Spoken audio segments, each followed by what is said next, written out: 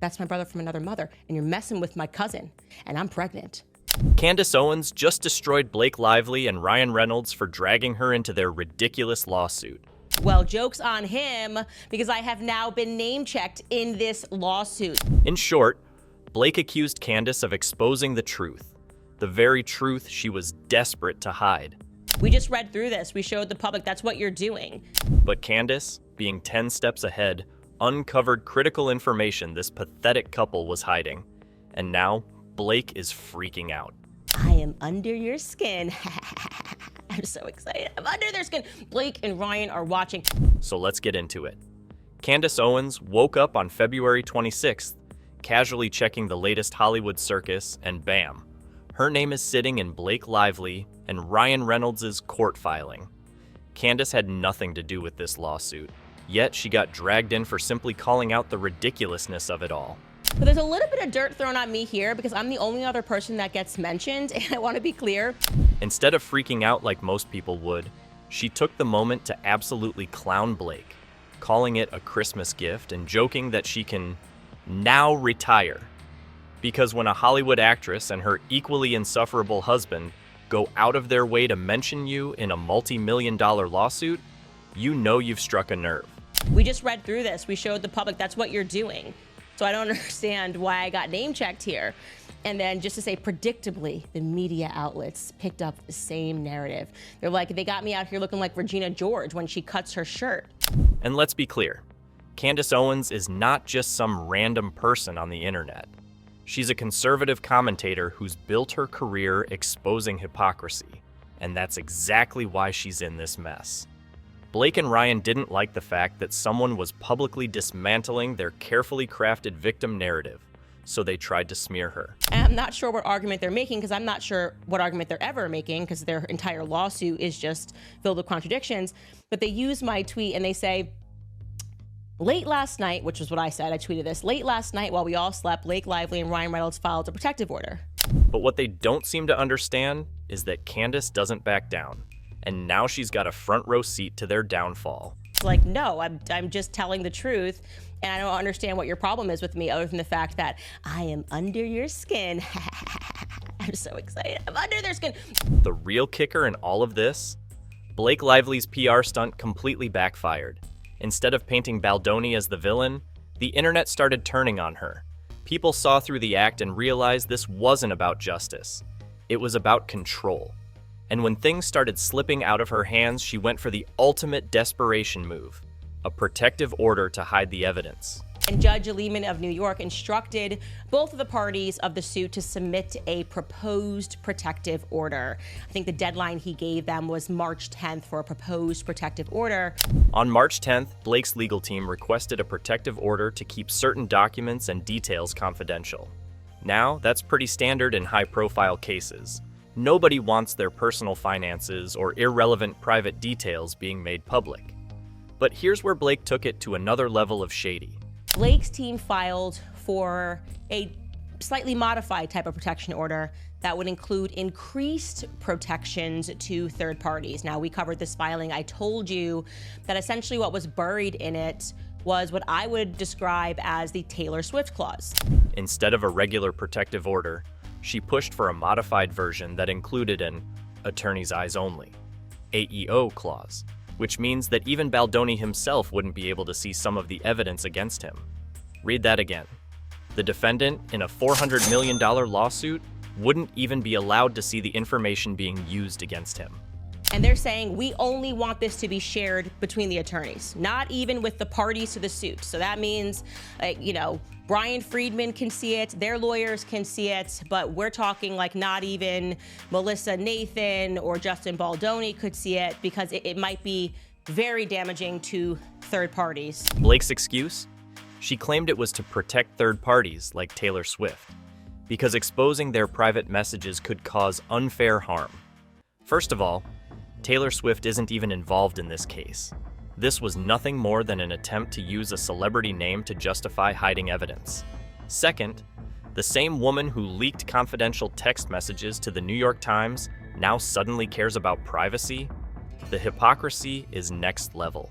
If Brian Friedman subpoenas Taylor Swift's text messages, wink, wink, that's what I want, that's what I want to see, and it reveals that actually Taylor Swift was LOLing with Blake Lively about being a dragon. She was like, yeah, I'm a dragon. Rawr. And she was like plotting the takeover of the movie because she's bored and it's Tuesday and Joe Alwyn isn't responding to her text messages anymore and she's already finished her album.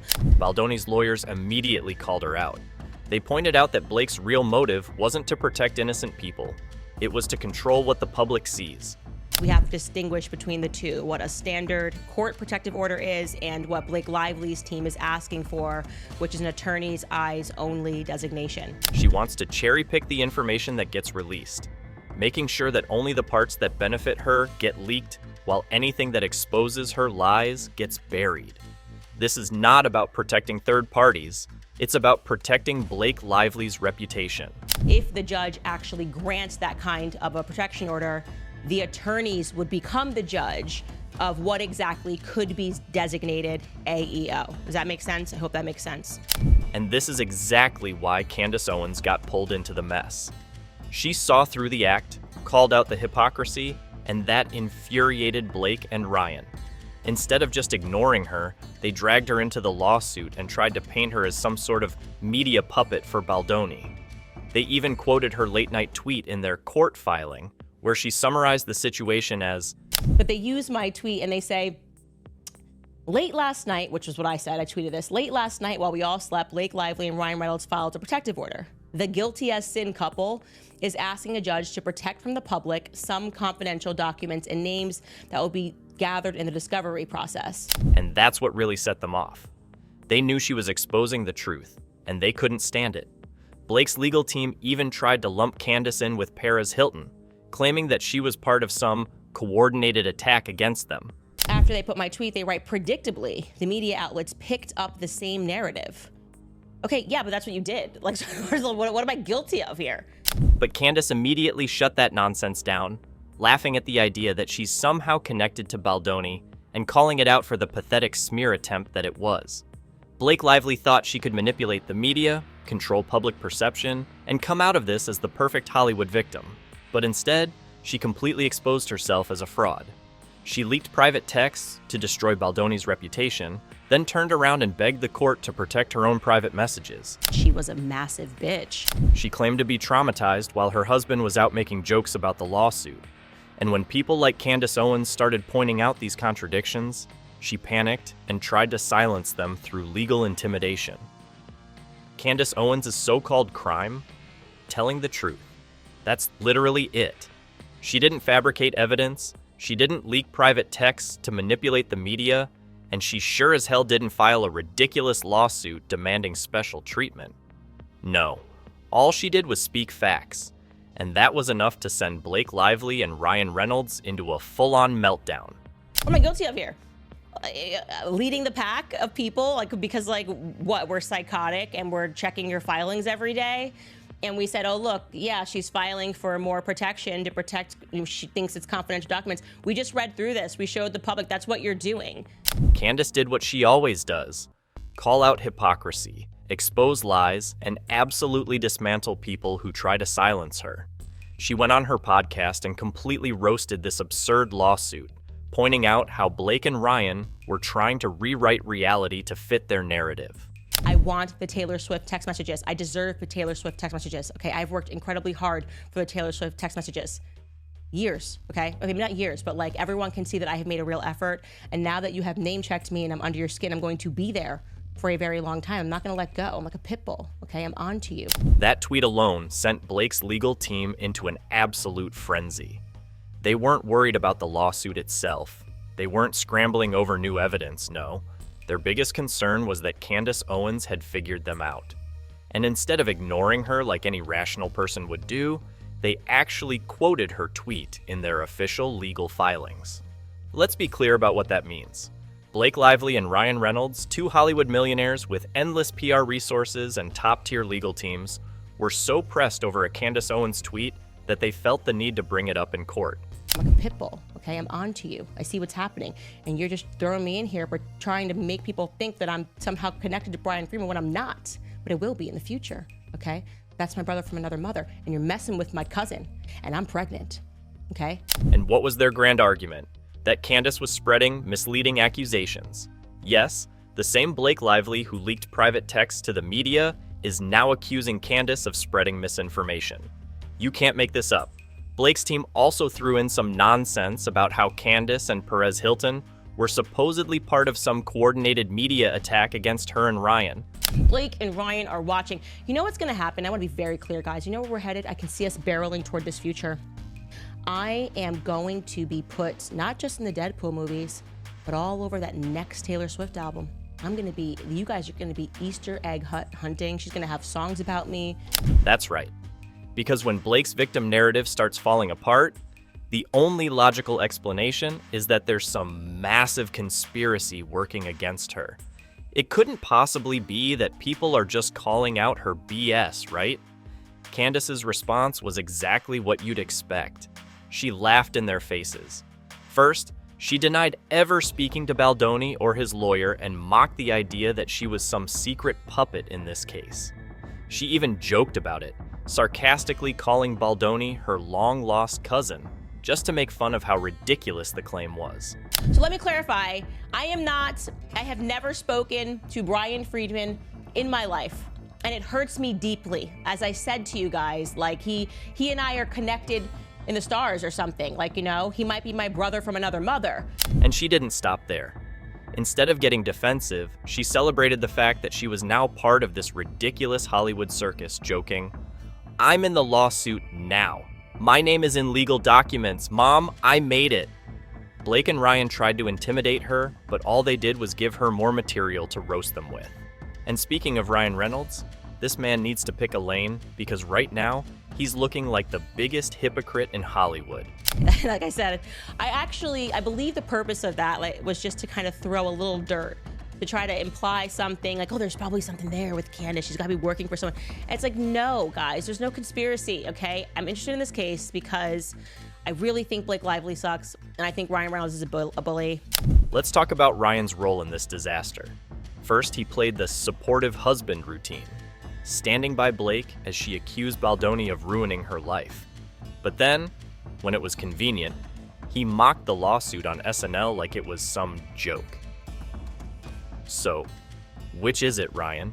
Is this a serious case that requires privacy and protection like your lawyers claim? Or is it something to laugh about on national television?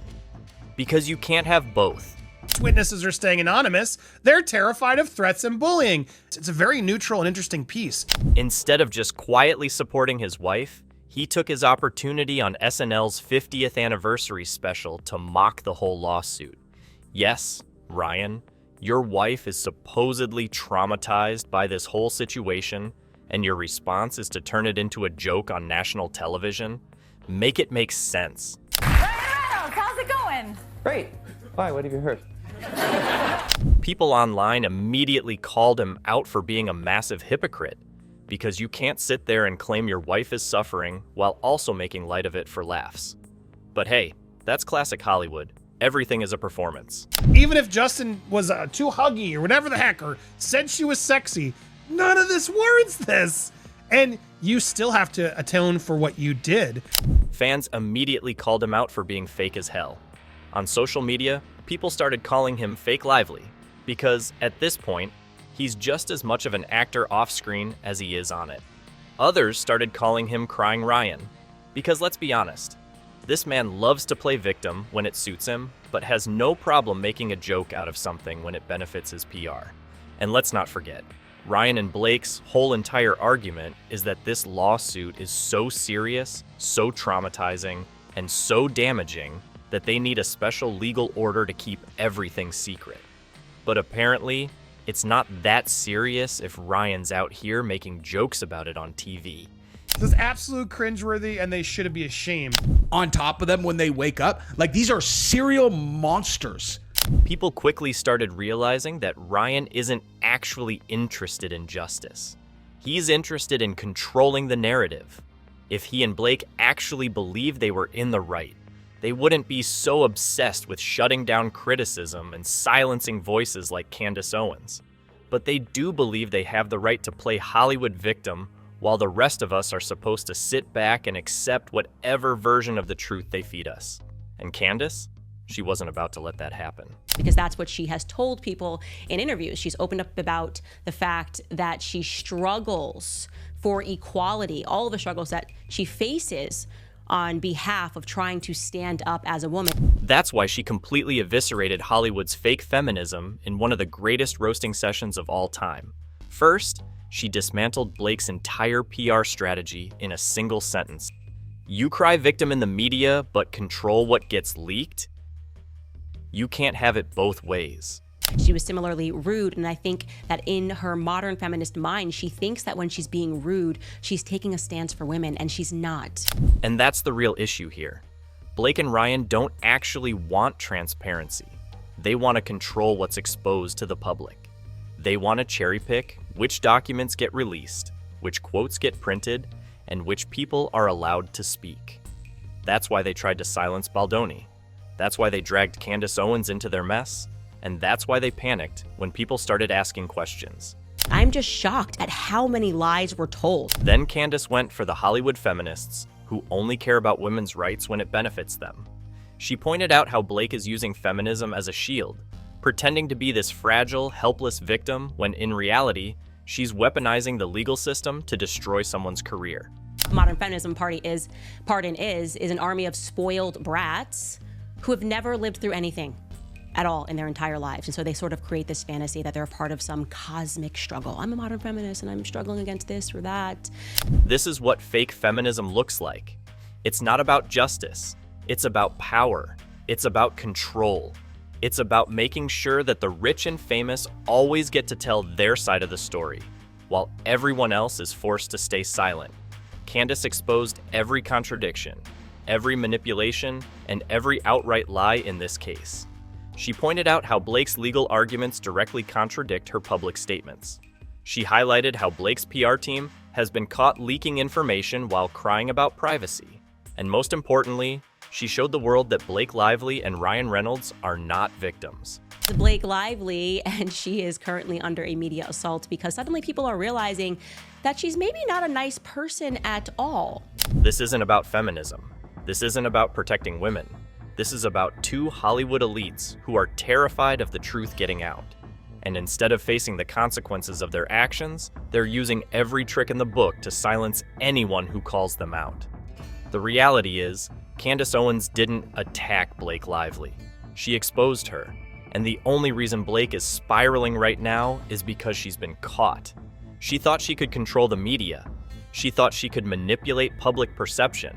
And she thought she could get away with dragging Candace into this mess and scaring her into silence. TMZ reported that Blake Lively has told people that there were multiple reasons that Justin Baldoni made her feel uncomfortable, it's a feminist buzzword, uncomfortable on set of It Ends With Us.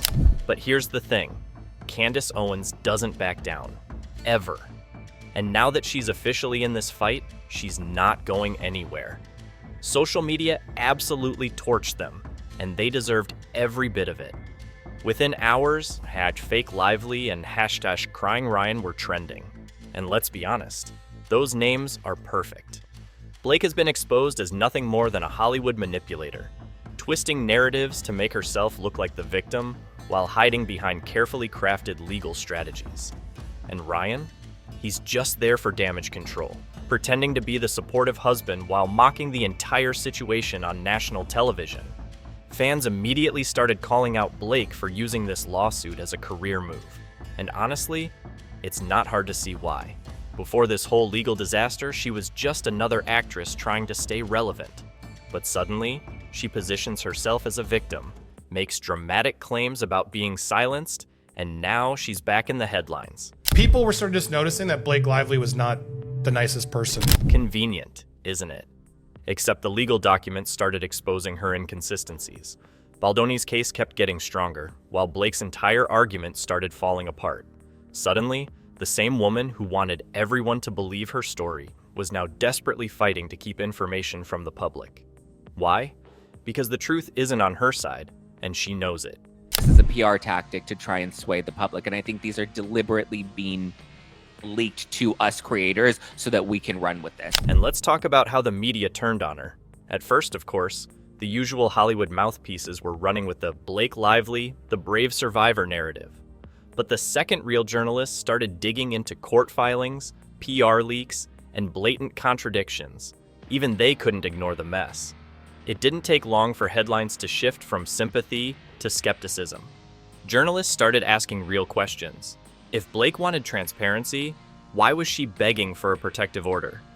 If she was so traumatized, why was Ryan out there making jokes about it? Words coming in from the celebrities at the Saturday Night Live 50th anniversary asking why Blake Lively and Ryan Reynolds were even there. If this was really about justice, why did she leak private texts to the media before the case even started? Legal experts also weighed in, and surprise, surprise, they weren't buying her story either.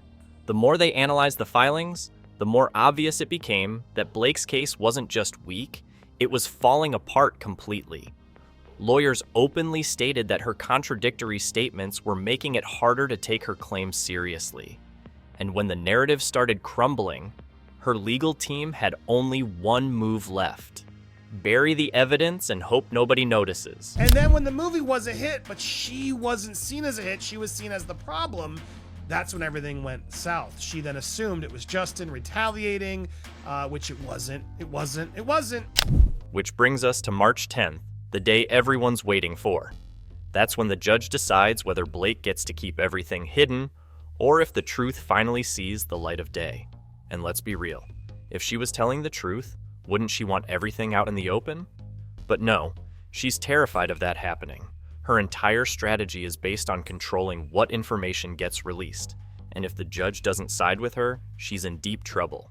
But now with lawsuits and texts and all the things that she put out there, Justin is allowed to defend himself. He has, and he's been doing a way better job than your maximum effort. And then, of course, there's the Taylor Swift factor. Because apparently, Blake couldn't just ruin her own reputation. She had to drag Taylor's name into this too. Her legal team made the argument that third parties like Taylor Swift could be unfairly harmed if certain documents became public. Now, let's stop and think for a second. Taylor Swift isn't even involved in this lawsuit, so why is Blake so concerned about her messages being revealed? What's in those texts that she's so desperate to keep hidden? If Baldoni's team subpoenas those messages, it could expose exactly how deep the PR manipulation goes. Maybe we'd finally see how much of this case was scripted from the start. Meanwhile, Candace Owens is just sitting back, watching it all unfold, and she's not letting this go. If Blake thought dragging her into the lawsuit would shut her up, she seriously underestimated who she was dealing with.